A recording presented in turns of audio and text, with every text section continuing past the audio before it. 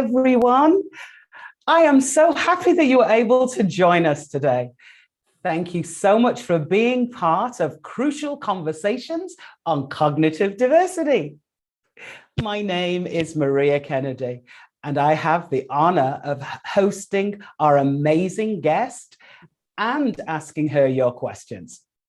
So please put your questions in the Q&A by clicking on it at the bottom of your screen, and share any of the questions that you have for the founder and president of With Understanding Comes Calm. So please also notice that there's a chat feature, and I would love for you to share your own personal experiences about today's topic, which is parenting, adulting, and being a 2E adult, right? So your input, your insights are going to be really valuable, and they're going to make today's conversation so much better. So please share them with us. So also you will notice at the bottom of your screen, CC, which means closed captioned. So if you would like the text of what's being said, please click the CC and that will pop up for you. So we have a really short time today. Okay, so get those questions in as quick as you can. Thank you so much for completing the questionnaire, our poll at the beginning. We're just trying to get an idea of who's joining us, okay? And then we'll ask you an exit questionnaire at the end, and that's going to help us make season 4 even more exciting. All right, so without further ado, let's start. If you don't know me, if this is your very first time, an excruciatingly huge welcome. Thank you so much for joining. I hope that you'll learn an awful lot and be really engaged in today's conversation. My name is Maria Kennedy. I am a very, very proud mom of a gifted young man. I'm an educator and a writer, and I talk funny. That's because I'm from England. I'm from a very, very cold, wet place, which is really funny because now I live in the beautiful place called California, where it hardly ever rains. Today with me, I have the most amazing woman. I think that we should all be like her. She does so many things. She is so talented. And I am just honored that she's taking the time today to join us. I know that we're all going to learn an awful lot from her. And so before I introduce her, let me tell you just a few things about her. So Julie Skolnick, MA, JD, founder and president of With Understanding Comes Calm, LLC, passionately guides. Yes, she most definitely does. Parents and gifted and distractible children, mentors 2E adults, trains educators, and advises professionals on how to bring out the best and raise self-confidence in their 2E students and clients. Julie serves as secretary to the Maryland Superintendent's Gifted and Talented Advisory Council, is an advisor for the Masters of Education program for the Bridges Graduate School of Cognitive Diversity, is the Maryland liaison for supporting the emotional needs of the gifted, aka SENG, is a committee member of the National Association for Gifted Children, and serves as advisor to the G-Word feature documentary currently in production. Julie produces Let's Talk 2E virtual conferences, hosts the Let's Talk 2E Parent Empowerment Series, maintains the free listing service 2eresources.com, and publishes Gifted and Distractible, a free monthly newsletter. A frequent speaker and prolific writer, Julie is also the mother of 3 twice exceptional children who keep her on her toes and uproariously laughing. It is my distinct honor and privilege to introduce today's esteemed guest, founder and president of With Understanding Comes Calm, Julie Skolnick. Thank Julie, you, let me just say a huge thank you for making time to engage in conversation with us today. I'm so excited to do this and to spend time with you. And I don't think your accent is funny. I love it. In fact, my ways I have set to the British guy. So I could listen to you all day long. Anytime, come hang out. Let's chat together. All right. All right. I'm really excited to be here, guys. And these are crucial conversations, and especially talking about the strength-based approach. I actually already see a question, and I love that question. Maria, can I say of something course. about that awesome question? So you heard Maria read my bio, which the most important part was that I raised these 3 awesome 2E kids. And so you're asking, the question for people who can't see it is that in this pandemic time, which would you say is our main subject, to work out with an 8 to 9-year-old? So one of the things Maria said is that I help people bring out the best and raise self-confidence in their 2E kids, clients, and selves if you're a 2E adult. And that is the most important thing. Way more important than any academics, way more important than how they're doing on the test or what they're learning or how the slide or any of those other anxiety-provoking questions. It's really helping them to love themselves, their authentic selves, who they are. And that's really kind of the premise for today. Awesome. Thank you so much, Julie. So can I kick off with the title for your LLC? I just love it.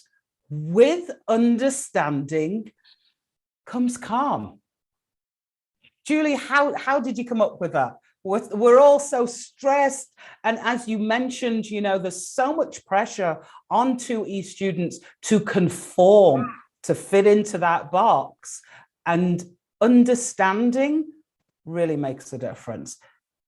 Yeah. So what led you to that? So I will tell you that, and then I will also tell you that when I started 8 years ago, and I would tell people my business name, I always knew who needed it, who needed my support or guidance, because I would say, I'm the owner of With Understanding Comes Calm, and every single time, Maria, they would go, oh, oh, I want some of that, So there's actually a story, obviously, behind the name. So I was talking with a very good friend and colleague, and I was talking about my middle guy, who's now 18, but at the time he was probably, 7. And there was some drama at school. There was some person who didn't understand him. There was some necessary advocating that had to happen. And I worked through what the issue was and figured it out through talking with him, not assuming, not judging, not, thinking, why can't you just? But I took the time to be a detective and to figure out and ask him questions about what was going on. And I was talking to my friend and I explained this whole process, and I went, with understanding comes calm. And then I was like, I was on the verge of starting my business, and I thought, that is the name. That's going to be the name, because that's the gold standard. I can't tell you how many times clients will look at me and go, with understanding comes calm. I know. Yeah, so that's how it came out of my own experience and realizing that understanding, feeling understood, the action of actually taking the time to understand, it feels good for everybody. Whether you're an adult and you realize your spouse gets you, whether you're a student and your teacher gets you, whether you're a teacher and you get your student, right? Like all of it's just so important to feel understood and to let somebody know that you do understand that. That's so perfect. And Julie, you are definitely the gold standard. We love you so much. So Julie, you're a parent. You've raised 3 amazing humans. It's so brilliant. For parents out there, because I know they struggle an awful lot, particularly with trying to decide what's the right thing. how to handle situations with their children. I mean, my own experience is that his teachers didn't get him. Now, if you're not a confident parent, how do you do that? How do you raise a well-balanced human? What can parents do to really understand the way their children think and, as a consequence, how they behave? So, it's a great question, and we have to back up for a second and take stock of who all the players are, right? So you've got a gifted and 2E kid, which means one or both parents are gifted or 2E. Even if you've adopted a child and they're gifted or 2E, it's really probable that you are too. I mean, we are attracted to each other, right? Yes. Teachers who teach gifted in 2E very often are 2E. Psychologists, when I present to them, you see the thought bubbles going out. Oh my God, that's me. Oh my God, that's my spouse. Oh my God, that's my child, my parent. So first we have to recognize what we're dealing with.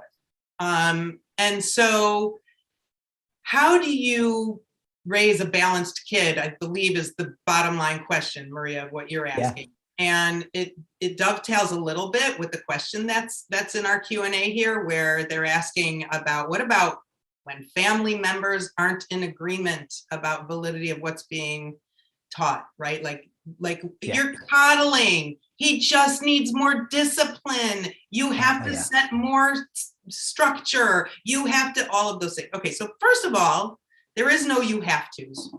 It's you are operating as you. So first understanding has to be to understand yourself as the parent and to love yourself as the parent, to look yourself in the mirror and say, I worked really hard today, and to give yourself credit and sort of that high five for all the work that you're doing, because you're working hard. You wouldn't be here if you weren't.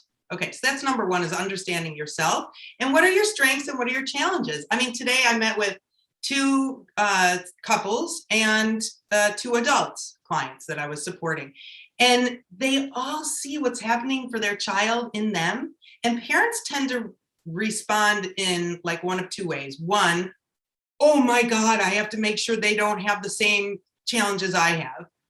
Or 2, everybody in the world stinks and I don't care what they say about my kid, right? And neither is really the ideal way to respond. Though, putting your kid on as the right one and the world not would be, if I had to choose, the one I would choose. So how do we bring out the best and raise self-confidence in our kids? The first thing is you really have to understand what gifted means. And this goes to your question, person who's asking about what happens if people don't agree, family members don't agree. And that happens a lot. I would have to say, if I had to tell you, out of all my clients, adult and kids, I would say probably 95% of the time there's pushback from family, extended family.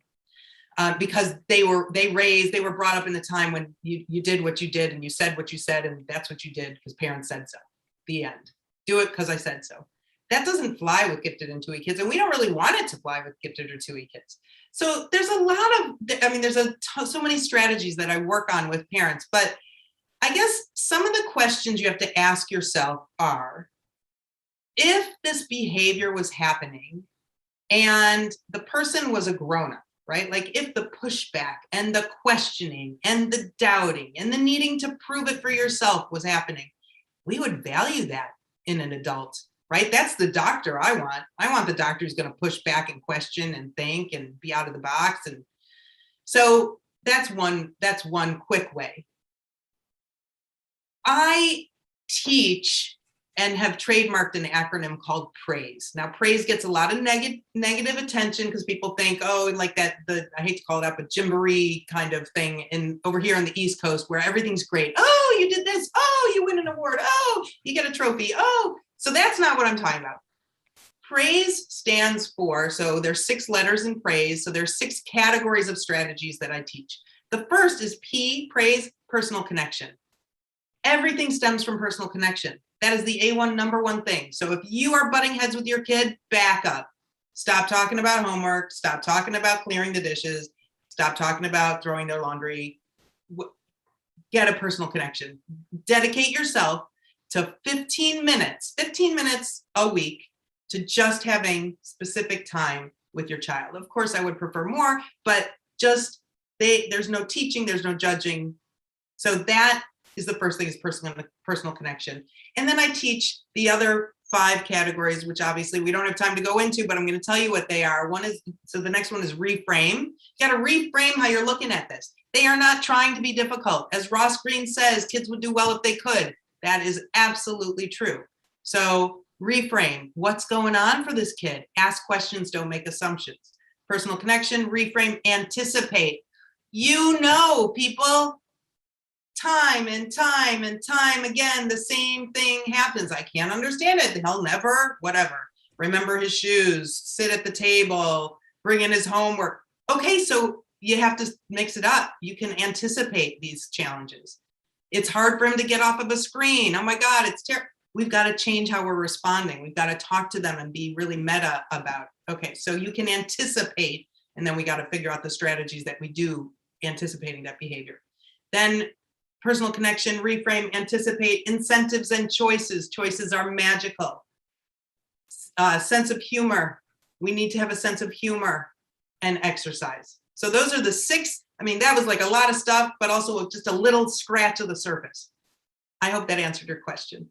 There's so much to say, Maria. So much to say, I know.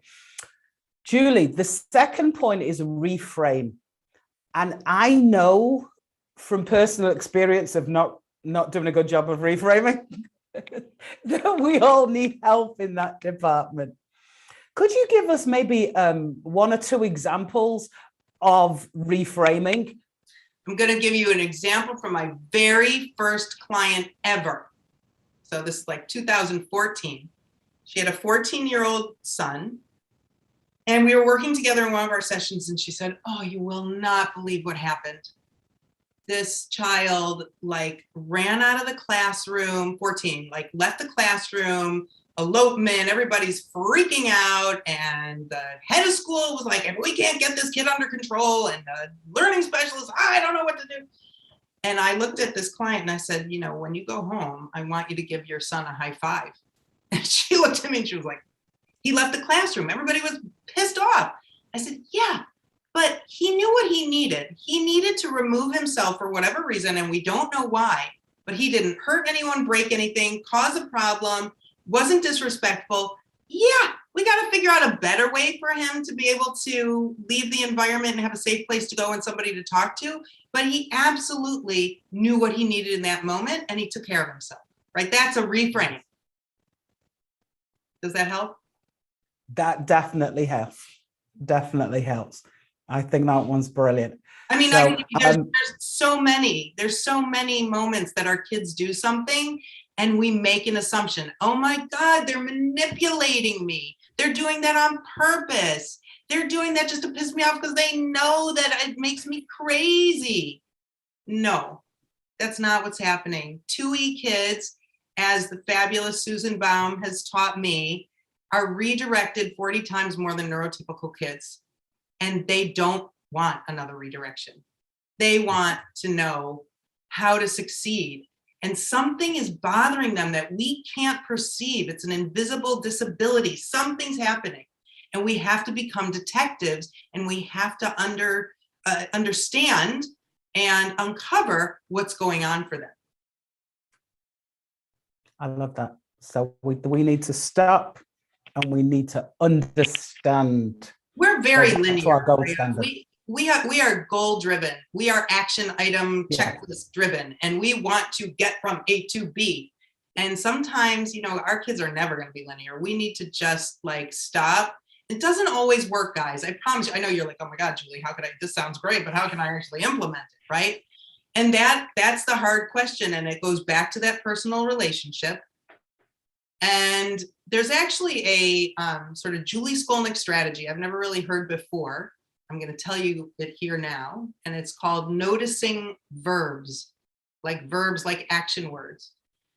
As a antidote to the redirections, what I teach my clients to do is to notice verbs. So instead of saying, "Hey, thank you for emptying the dishwasher," or "Thank you for putting your shoes in the closet," instead, I'm going to notice what they did. I'm going to say, "Hey, I noticed you put your shoes in the closet and your lunch is on the island and you sat right down to get to your homework.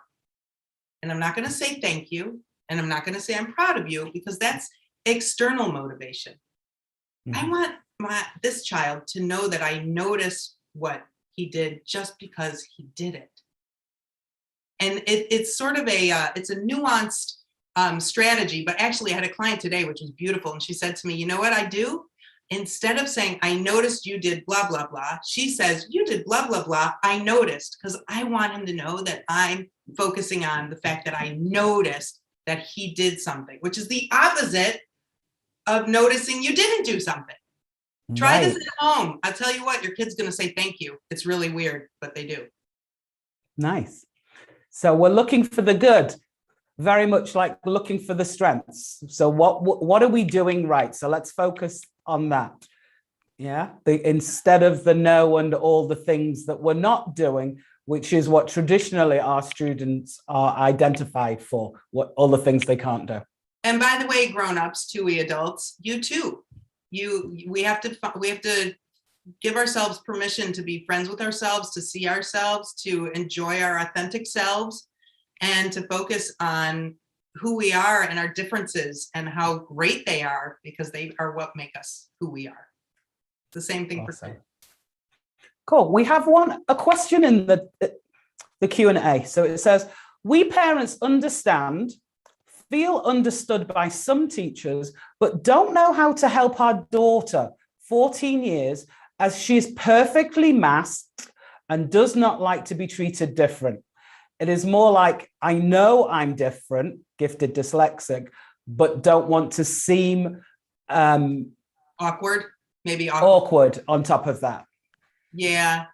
So great question. Thank you for including that question.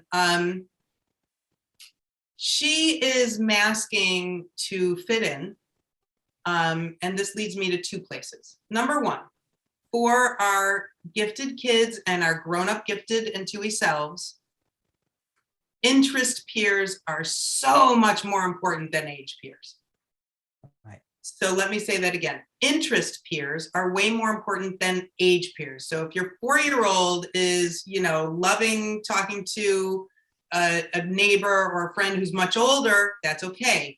It allows them to be their authentic self when they're with an interest peer, if they're talking physics or black holes or gardening or whatever it is, sharks, whatever it is. So that's number one. So I don't know who this child's friends are, but I'd want her to spend a lot of time in her interest area and passion area. And I want you to encourage that and be able to take her wherever that leads you as far as activities are concerned, so that she can be with people when she doesn't have to mask herself. Okay, and the way to do that is not to look for gifted dyslexics necessarily, but for people who like to do the things she likes to do, who like to learn the things that she likes to do. Okay, and then, it's really about keeping yourself, for a 14-year-old, from saying, just be yourself. Like, that's probably what you want to say, and maybe you've said a couple times. And by the way, remember, what you've done that hasn't worked before is not going to work now, so you can stop doing it. But it's guilty as charged. All of us, of course, we have like our lane that we live in, and it takes a lot of energy, guys, to do what I'm suggesting. And it already takes a lot of energy to be us, and it takes a lot of energy to raise these kids or teach these kids or be that adult. So the important thing is to make sure that teachers know what her interest is, that, coaches know what her interest is, that relatives know, so that they can start the conversation and help open the door for her to be her authentic self. That's beautiful. Thank you so much. I love this. One of our audience want to know whether or not your own kids are available to provide service, lived experience, peer group support, thus carrying on your business as they would prefer. Well, so my kids are 20, 18, and 12, all very different. Most people talk about my middle guy, who's 18, as my muse. He used to self-define as ADHD. is Nice. profoundly gifted, has had quite an experience and a journey in his own life. I actually gave a keynote with his permission for the Colorado Association for Gifted on his life. And truth be told, he's at a really cool boarding school where he has become a leader and is really kind of helping the next generation. So are they necessarily available? Maybe not, but maybe in a few years they'll take up mom's torch. We'll see. But they definitely, let me tell you something, a really great strategy that I used to use with my kids, I still use with my kids, is I would say, I need to read this article. It would be about something I thought they needed to know. And I'd say, I need to read this article. Could you preview it for me and let me know what you think? Really, oh, yeah. Oh, that's amazing. Yep. And you make up stories. Something's going on with them, some social situation. You make up a story that something parallel is happening in your life, and you ask them for advice. What would you do? It starts them thinking, but it makes it less personal for them. That is fantastic. I love it. Thank you so much.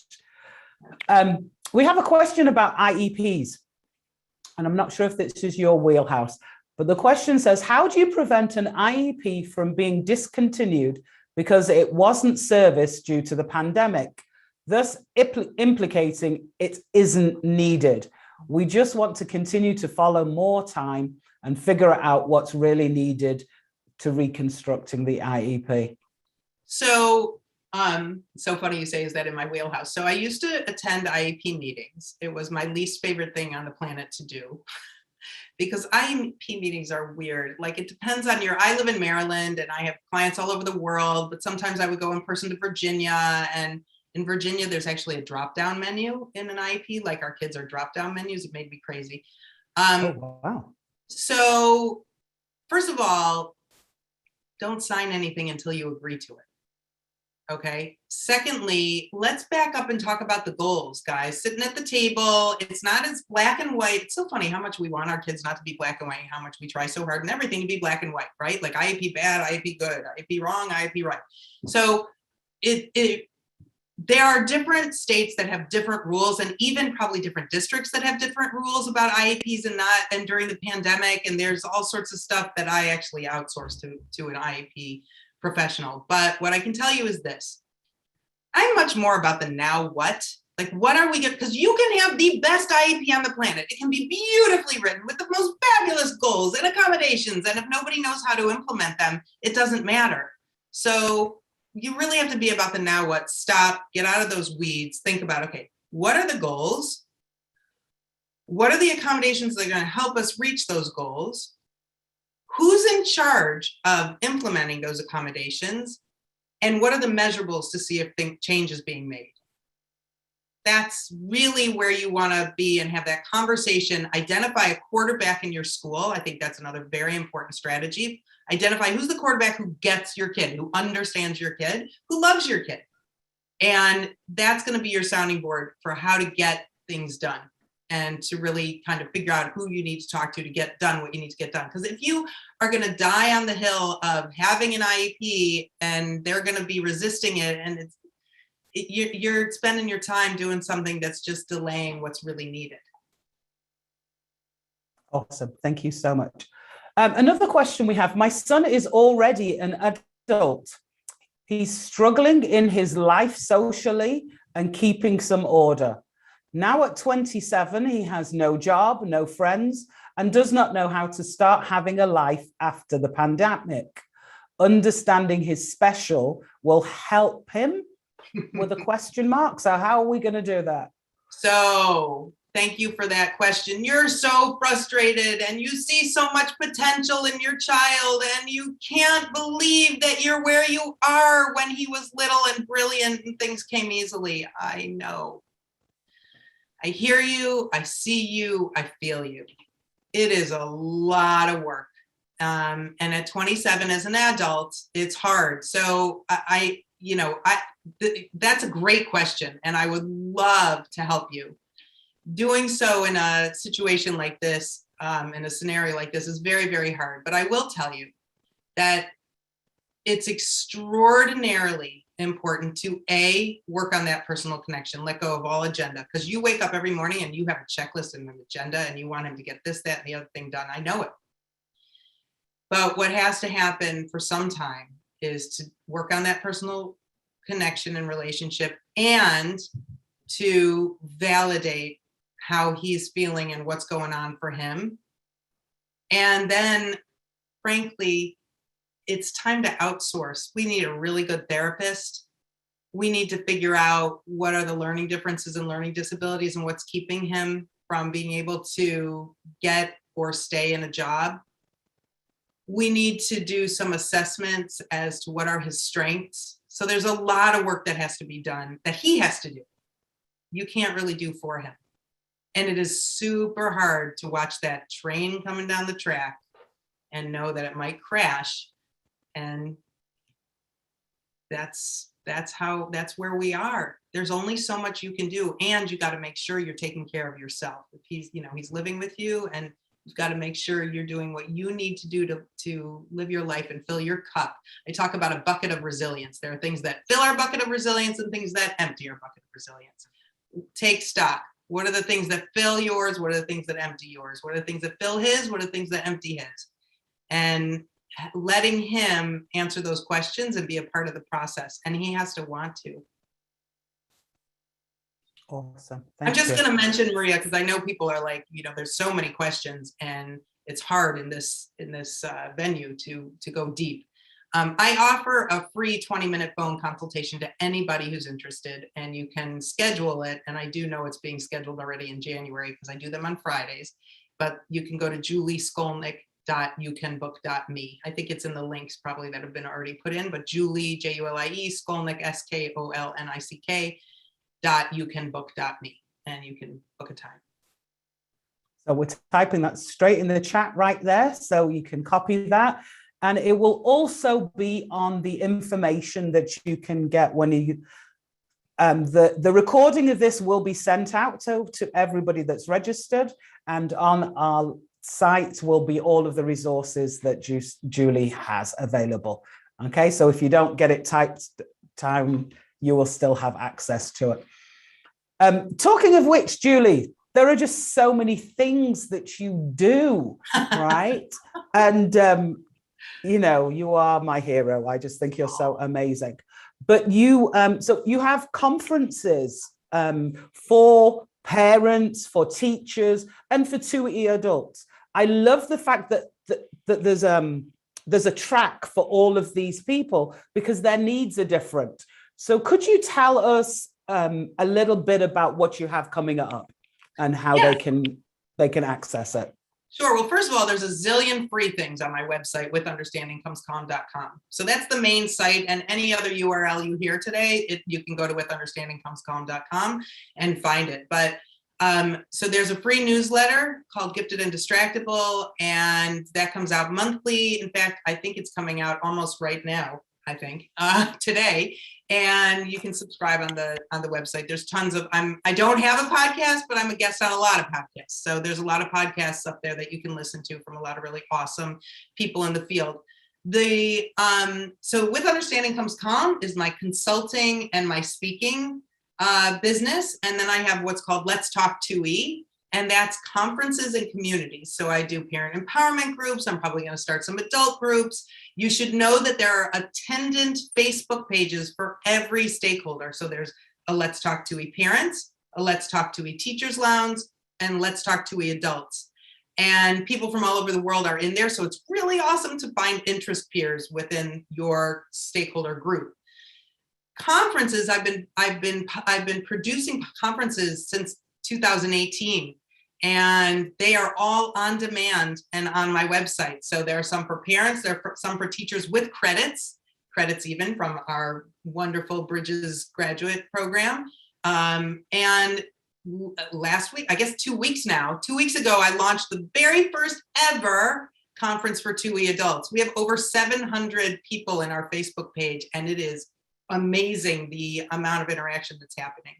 So all of those things are always on demand. Here's a secret.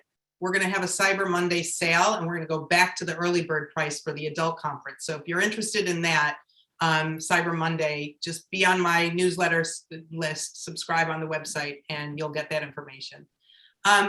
Maria mentioned at the beginning that I also host TUIResources.com, which is a free 24/7 listing service where it's free for you all to come and look and browse.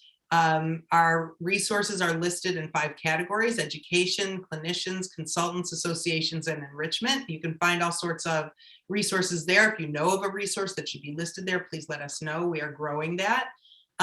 There's tons of videos, and I write a blog every month. This month's blog that comes out today is, I think it's TUI Adults, the Things We Do for Love. But I write about all different stakeholders. So you can go to the site actually, and you can search your terms. So if you want to search ADHD, or you want to search overexcitability or emotion regulation, you can search that and find all sorts of relevant stuff. That's phenomenal, Julie. The stuff that you have available is just amazing. So everybody really does need to check out With Understanding Comes Calm. There's just a wealth of resources. I'm just going to pop back to a couple more questions that we have. One of our viewers says that my son is PG and 19 and struggling with managing his part-time job and college classes. How can we help him when he won't admit that he's struggling, and colleges won't let parents intervene or insist on an evaluation or counseling, etc.? Great question. Yeah, number one is stop telling and start asking. How is that going for you? Tell me about your day. How did you, oh, you did that. Oh, you have that. What's the plan?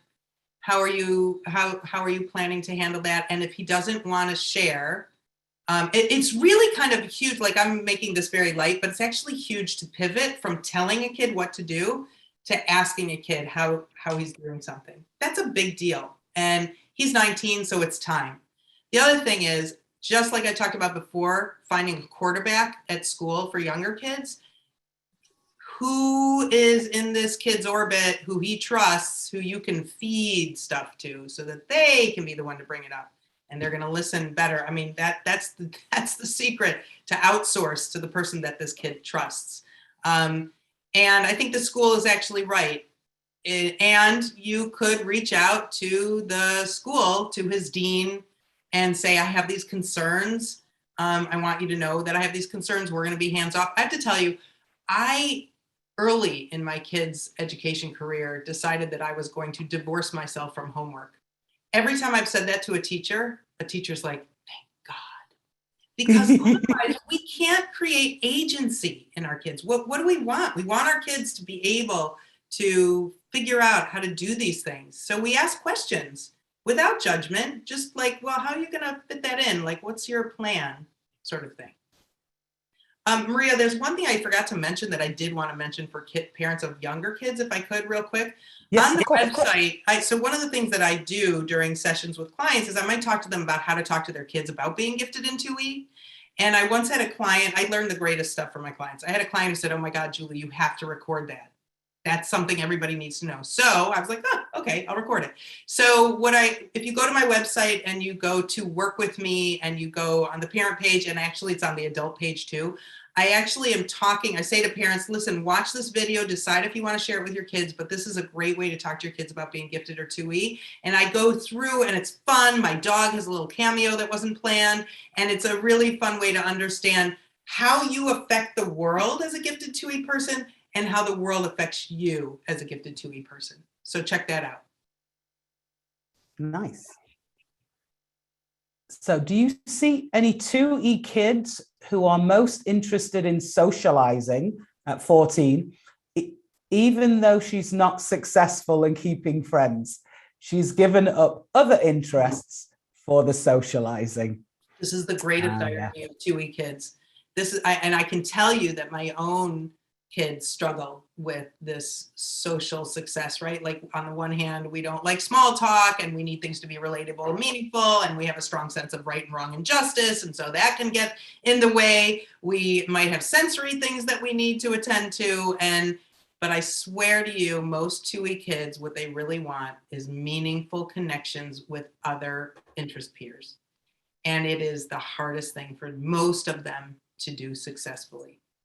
So yes, is the quick and dirty answer to that question. Yes, of course, I do definitely see that. And it's like they bang their heads against the wall, trying so hard to fit in, trying so hard to be understood and to have friends, and not understanding how they screw up over and over and over again. So again, interest peers, that's what you're looking for. And note that executive functioning is absolutely necessary for social success. And our kids don't do executive functioning very well. So it's learning, being meta, understanding the different steps and the perspectives, and doing bibliotherapy by reading books and having conversations about, how do you think that character felt? Why do you think they said that? What would you have said? If you were them and you could rewind and go back in time, what would you say? Like having those conversations outside of the context of, I can't believe you said that to Sally. She must have been mad, right? Like, because you're like, are you kidding? You said that again? Like, how could you possibly? I don't understand. I keep telling you. But that doesn't resonate. They don't learn that way. It has to be not personal, and it has to be sort of in this intellectual way almost, of really kind of deep diving and not personal, because so often they feel like they do the wrong thing, say the wrong thing. Mm-hmm. Most definitely. So we have a question that says, how do we assess 2E kids academically, knowing that even if they know the answer, if they don't want to answer it now, they just won't answer? So the mode of assessment isn't appropriate. We need to change up the assessment. We don't need to bribe, cajole, threaten to get the kid to do what the grown-up wants, which unfortunately tends to be the first line of offense. Yeah. So it's really, the assessment is different. And again, do it in a different context. Do it in, we need to let them show what they know in the way that they love, whether it's, through a PowerPoint or an art project, or, I'll just throw out there, if you haven't seen 2E Twice Exceptional by Tom Rokolewski, that's a great movie that talks about one character who was unable to write, and many of our kids have written expression challenges and maybe dysgraphia as well. And she was allowed to hand in her assignments in cartoon work. And by the end of her high school career, she was writing pages. Most people say, well, in order to learn to write, you have to write. You have to keep practicing writing. But really what writing is executive functioning and organizing your thoughts. And so so many people say, well, you can do the PowerPoint after you write, but actually it should be the other way around. Do the cool stuff first. I have this conversation all the time with clients about how trying to do harder work first because you're more focused, wrong. Do the stuff you love, grease the wheels. In fact, I have parents whose kids maybe refusing to eat, may have hard time eating, and so I say, you know what? Give them dessert first. Let's see what happens, right? The other ways aren't working. This is anticipating. We know mealtime's going to be hard. They're refusing to eat the stuff. So you know what? You don't get your treat unless you eat the stuff. Has it worked? No? Okay, give the treat first. Give the brownie first. See if that whets the appetite, literally. You just got to mix it up, guys. And, linear don't work. Linear is not your friend. It's like the most direct route. I like to say the most direct route is the indirect route with our 2E folks. I love that. One of my mentors always said, why can't we have dessert first? And I actually don't know. Because we've all been taught that way. We feel like you have to earn it. You got to earn it. Oh my gosh. Right. You know how hard we all are working every single day, right? That's a reframe. Maria, there's a reframe. They're working so hard. That kid that I used as my example, he worked so hard not to be destructive, disrespectful, whatever, right? Say to yourself, my kid is working really hard. I'm working really hard. What can I find to notice that I've done today? That's why I have parents look in the mirror and say, I've worked really hard today.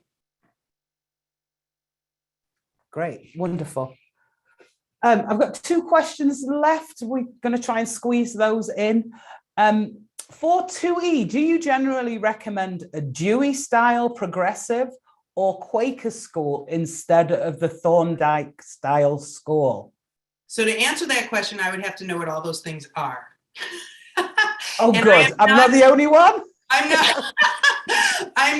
I'm not an educator. So what I recommend is the place where your kid thrives. What I recommend is for the kid who needs to move, that they get to move. I just was on a call with clients and the dad so clearly needed to move. Our session is 2 hours. And I was like, so if anyone out there, it was just he and his wife, if anyone out there needs to get up and move and pace, I would love that. It has to be what really is the answer to that question. And thank you for asking that question. And now I'm going to have to go educate myself. And if you want to send me what I should read about it, do so at julie@withunderstandingcomescalm, because I would love to. It's the culture. The culture matters.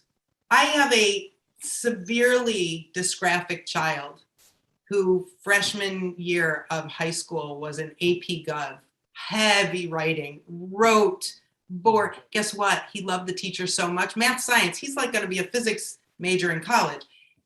Math, science, tanked that year. Got a 5 on the AP Gov exam. Not that I care that he got a 5, but it's insane that it's all writing. He doesn't write, but he was so motivated by that teacher and he loved that teacher and he wanted to do it for that teacher. That's what motivated him. So it's the culture that matters. Most definitely. Wonderful.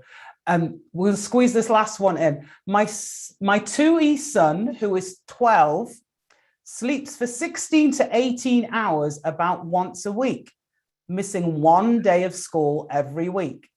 He's been tested for anything psychological and there's nothing. So wondering if this extreme fatigue is related to being 2E. First of all, bravo. High five you, whoever you are, parent, for letting him sleep in. That's what he needs. What would happen if you didn't let him sleep in? Let's just pause for a minute and think about that. The other 4 days wouldn't work. So could it be? I don't know what triggers he's enduring. I don't know how hard he's working to not do things or to do things. It certainly begs the question if he's working hard, that's causing the extreme fatigue with a learning disability that isn't being addressed. There are some stealth dyslexics who somehow teach themselves to memorize things. Mm-hmm. And there are some auditory processing folks who have to override, and it's exhausting. So he's coming home from school and he's like a mess. He's working really, really hard, and it would be helpful to find out what's going on for him. So you might ask him. I certainly would want to talk with teachers and ask, does he seem to be working hard? Does he seem tired at school? You're right to think medically as well. So yes, it could be that he's just working so hard, he's mentally and emotionally exhausted. Yeah, but then we now need to consider the environment, whether that's an environment that's sustainable. Like that. Oh, we've got the info in the chat. Thank you so much. Thank you. There was one question, and I'm not quite sure what the question means. It says, what can you tell me about nonverbal learning disorder? So, that is a whole area of different learning differences and learning disabilities that, again, I am not a clinician. I'm an expert in 2E, and I have a lot of experience personally by raising my kids, as well as the advocacy that I do based on my law experience. As far as learning differences and learning disabilities, when a client comes to me and there is a learning difference or a learning disability that I can't address directly, I refer them to somebody. So the nonverbal learning disability, it's part of a constellation of learning differences that are very important for a parent to understand based on what their child is displaying and where their child is challenged. So I would encourage you to, this brings up actually a very good question. if you are seeking professionals to work with your gifted or 2E kid, you have to make sure that they understand gifted and 2E. In fact, when I'm working with parents on finding consultants, if I don't have somebody to refer them to, I recommend that their first question be, what is your experience with twice exceptional children? And if the professional goes, what's twice exceptional children? Then we know we move on. If they say, oh yeah, ADHD and gifted, we move on, you know, but it's really important to make sure whoever, nonverbal learning disabilities, auditory process, all that stuff, it's different for gifted and 2E kids. There's a different layer. There's another layer that must be understood within the context. So I didn't exactly answer your question, but hopefully gave you a little bit of a direction, I hope. Oh, I think so. Julie, just before I let you go, we share a bugbear, which is how gifted people are identified or framed. And as I talk about, it's the trials with my son, which led me to investigate who gets to be gifted. But you have a great system for how you explain being gifted with the frosting. You remember the frosting, huh? All right, what Maria's referring to. Yeah, so what Maria's referring to is the 3-layer chocolate cake of giftedness. Now you can substitute your own flavor, no worries. I like mine chocolate, but you can make yours any flavor you want. The frosting is the ability, it's what people assume gifted means, right? If you went on the street, wherever you are, and you say, hey, next person who walks by me, what's gifted? They're gonna be smart, bright, potential, ability, right?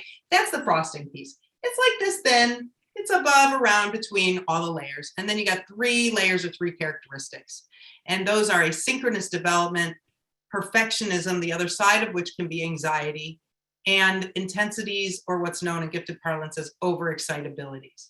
So that's a whole, I unpack all those terms with clients. You can certainly look on my website to read articles that I've written about it and blogs that I've written about it. But the idea is that understanding learning differences and learning disabilities, there's a lot written about that. It's pretty clear. You can talk to a professional about it, but gifted is so misunderstood. Right? So I tend to love the Columbus Group definition of gifted, which you can Google and see what it means. And then I've created this 3-layer cake, and it helps people unpack what it means. And it helps people advocate to whoever they need to advocate to, whether it's a babysitter or a teacher or a coach or a family member, to understand that asynchronous development, developing in those physical, intellectual, and emotional spheres at different trajectories and times, and that kids are dealing with that and grappling with that all day long, every minute of every day. That's a really important piece of understanding gifted. And that there's perfectionism and the fear of failure and imposter syndrome that can come with it. And that comes with anxiety very often, and what's known as gifted underachievement. And then overexcitabilities, which, if you don't know what overexcitabilities are, that's exciting to me, because that means you're new and you're starting to learn, because that's such a thing to understand in gifted land.